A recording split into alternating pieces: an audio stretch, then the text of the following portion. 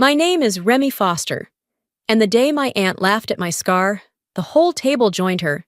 She called it ugly, said I should cover it before people lost their appetite.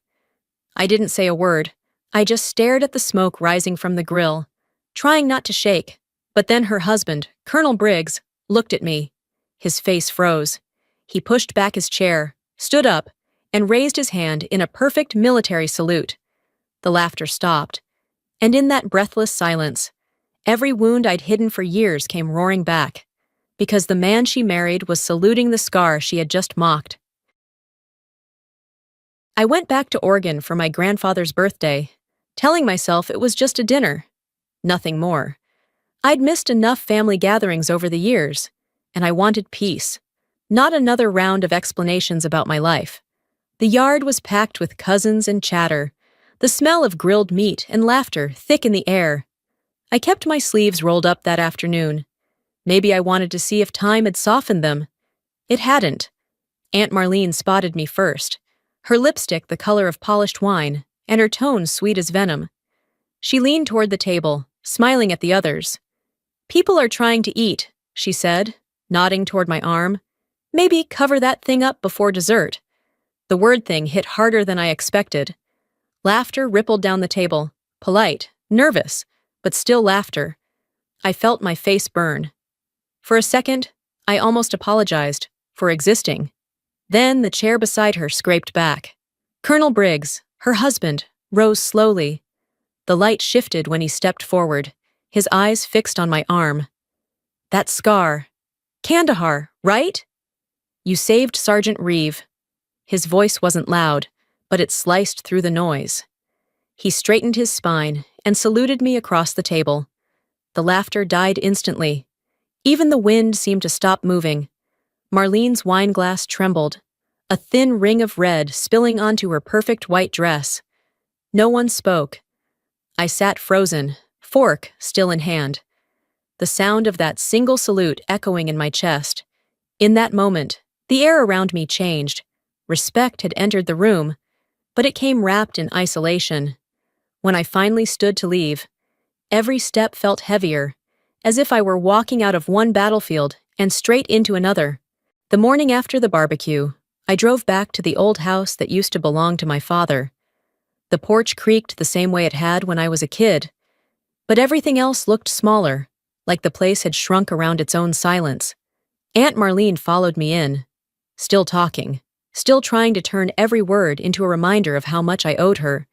She pointed at the picture frames on the mantel, all polished to a mirror shine, none of them holding my face. She said I should feel lucky she'd taken me in after my mother died. I didn't argue. I'd stopped doing that years ago. I'd learned that her love came with a leash and a smile.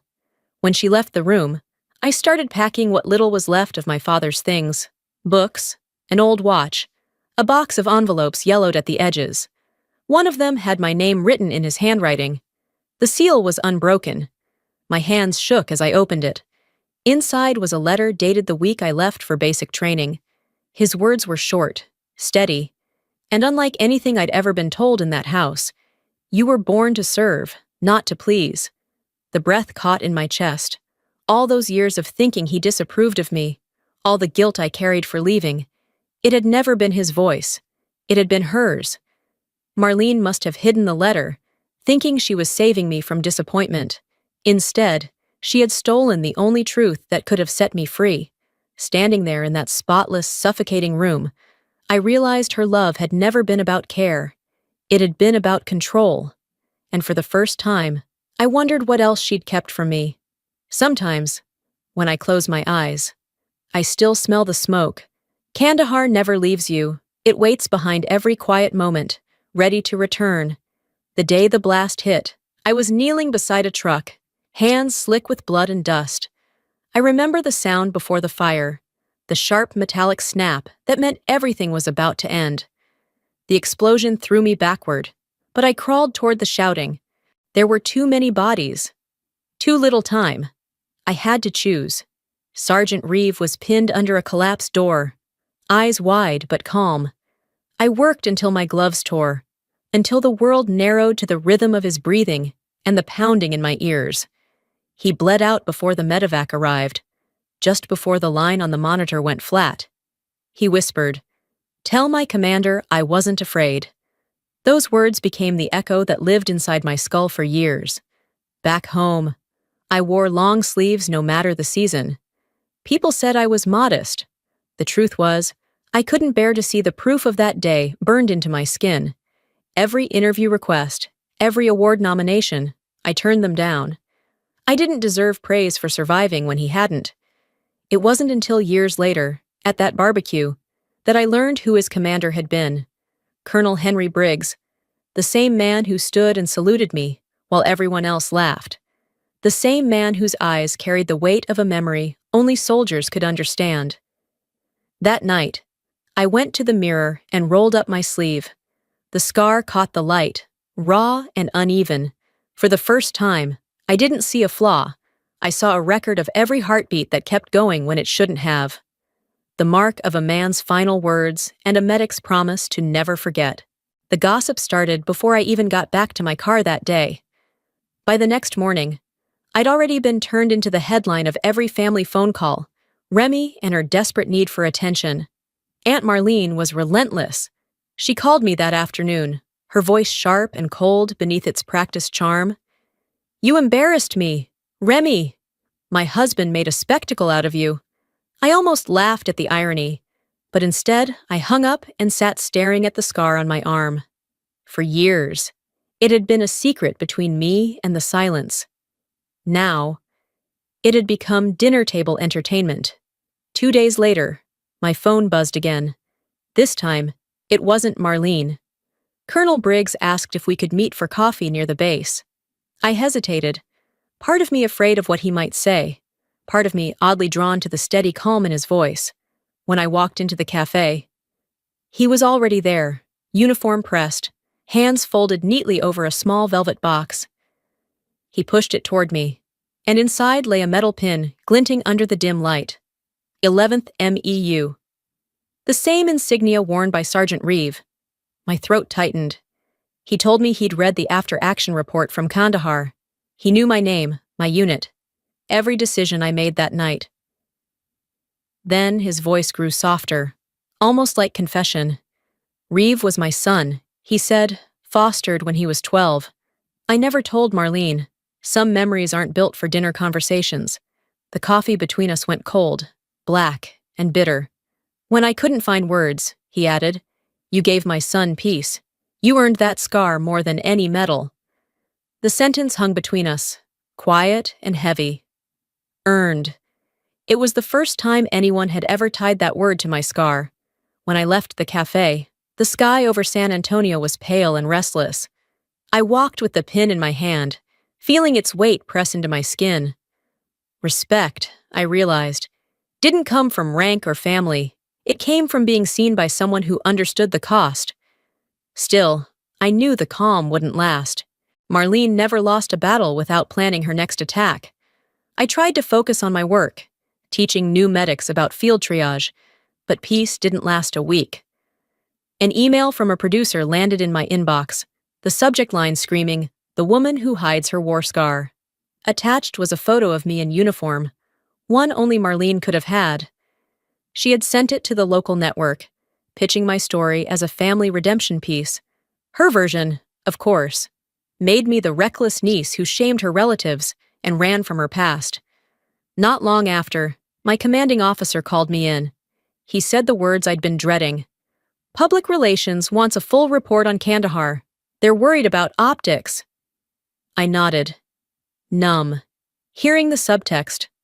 My story had become a problem again. That night, when I returned to my apartment, a small package waited by the door. No return address. Inside was a sand-stained envelope, the paper brittle and yellowed. My name wasn't on it, but I knew who it belonged to the moment I saw the handwriting. The letter had been written by Reeve. The words were shaky, scattered with dried dust. He wrote about his unit, about wanting to go home, about fear and faith and noise. The last line stopped me cold. "Tell the medic her hands were steady." My knees gave out. I sat on the floor and read it again until the ink blurred. When I called Briggs, My voice barely worked.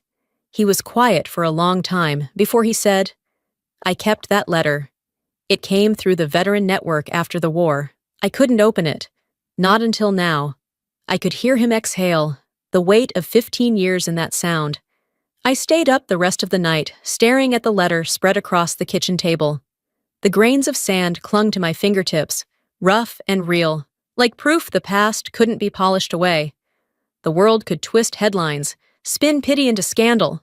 But this letter was untouchable. By dawn, I'd stopped shaking. I stood before the mirror, rolled up my sleeve, and looked straight at the scar. If they wanted a story, they'd get the truth. I picked up my phone and called Sophie. "I'm coming on your show," I said. But this time, I'm telling it myself. The studio lights felt hotter than the desert. I sat beneath them, palms damp, the scar on my arm catching the glow like a brand. The show was called Women Behind the Uniform. Sophie was hosting. Marlene had arranged everything, promising it would set the record straight. I should have known her version of straight always curved toward control. As the countdown ended, Sophie began reading from the teleprompter. Remy Foster, a medic injured during training. The words hit like shrapnel. The lie rolled off her tongue as the camera zoomed in, closing on my hand. Online comments popped up on the monitor, snickering emojis, strangers dissecting my skin. I heard my own breathing louder than the studio hum. Briggs's words echoed in my head. "If you stay silent, they'll tell your story for you." I leaned forward, cutting through the cue cards. That wasn't a training accident. It was a convoy hit by an IED. 4 lived because 1 didn't. The set froze. Sophie's hands trembled. I went on. His name was Sergeant Reeve. He died in my arms, and I carry that day with me, not as shame, but as proof he mattered. The silence that followed was absolute. When I stepped out, my phone was buzzing nonstop. The clip was already trending. "Steady hands, Remy." Messages poured in from veterans, medics, even Reeve's widow. She gave him peace. "We owe her our respect." Briggs texted me one line. "You stood your ground." I didn't answer, but I smiled. Somewhere, Marlene was watching the broadcast, her empire of pretense beginning to crumble. By the next morning, the storm had hit full force. Marlene called first, furious, her voice sharp enough to cut glass. "You both humiliated me on national TV." Then Briggs answered her in the only way that mattered, by walking out. He packed a single bag and left the house before dawn. Sophie came to see me later that week. She looked smaller somehow, stripped of her studio glow. "Mom's breaking," she said. But maybe that's what she needed. I nodded, unsure whether to feel pity or relief. That night, a package arrived from Briggs. Inside was the original letter Reeve had written before he died, the one Briggs had kept hidden in his safe. The final line was the same. "Tell the medic her hands were steady." I traced the words with my thumb until the ink smudged. Hours later, another envelope slipped under my door, Briggs's handwriting again. He admitted he'd known for years who I was. He just couldn't bear to tell Marlene, because she'd never forgive the idea that honor didn't wear lipstick. Sophie found her mother reading that same letter days later. The house was spotless as always, but the air hung heavy. On the table sat a single rose from the barbecue, now dry and colorless. Marlene's voice cracked when she finally spoke. "I destroyed everything just to feel superior." Sophie didn't record it. She just held her mother's hand. And for the first time, silence in that family felt like something close to truth. Part 5. The climax. The invitation came handwritten. No phone calls, no explanations, just a time, a place, and Henry Briggs's familiar initials.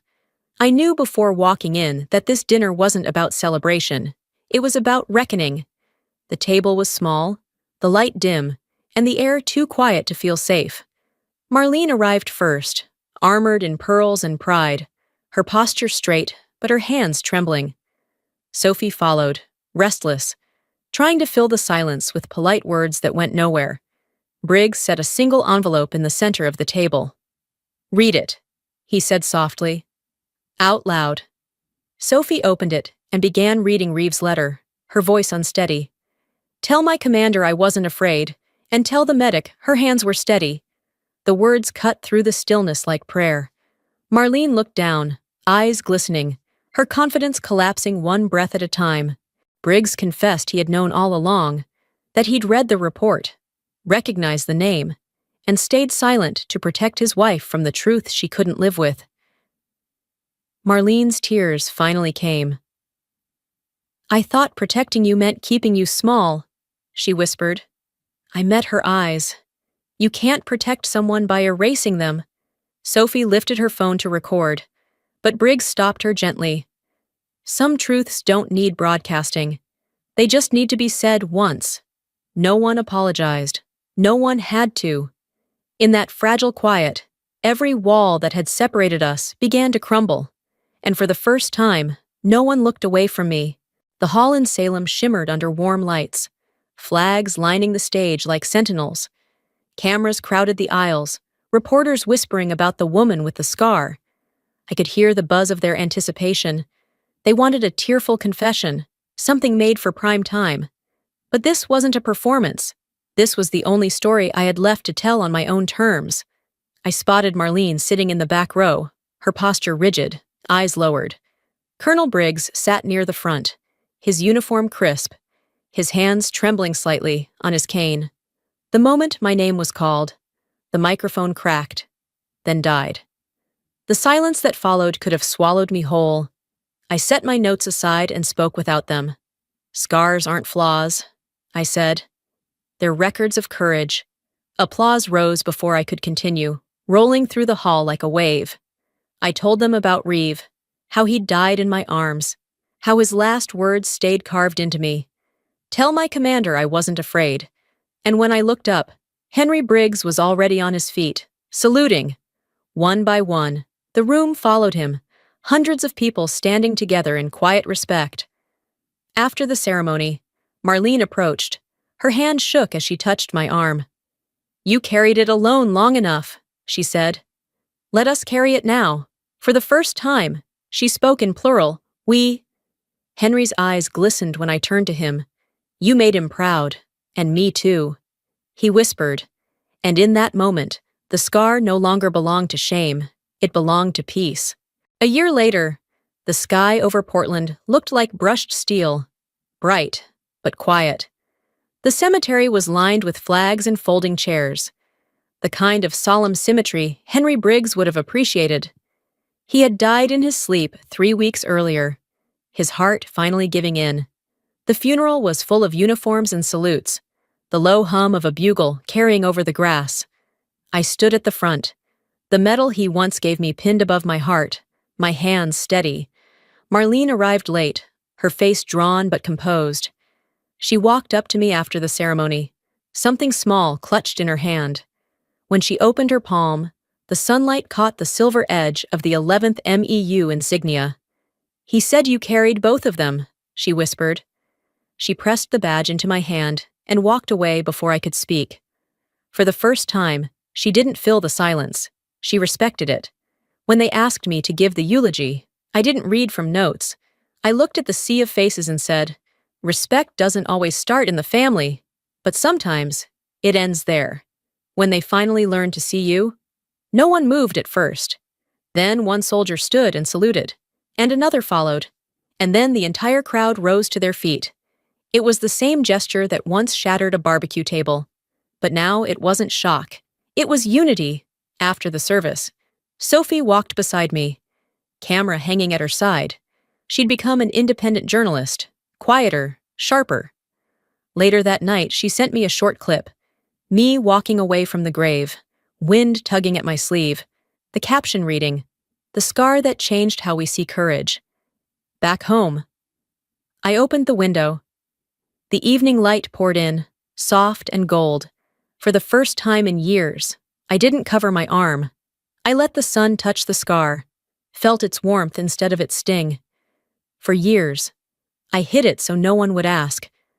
Now, I let the light find it because it's not a wound anymore. It's where the light enters me. It was never about revenge. It was about clarity,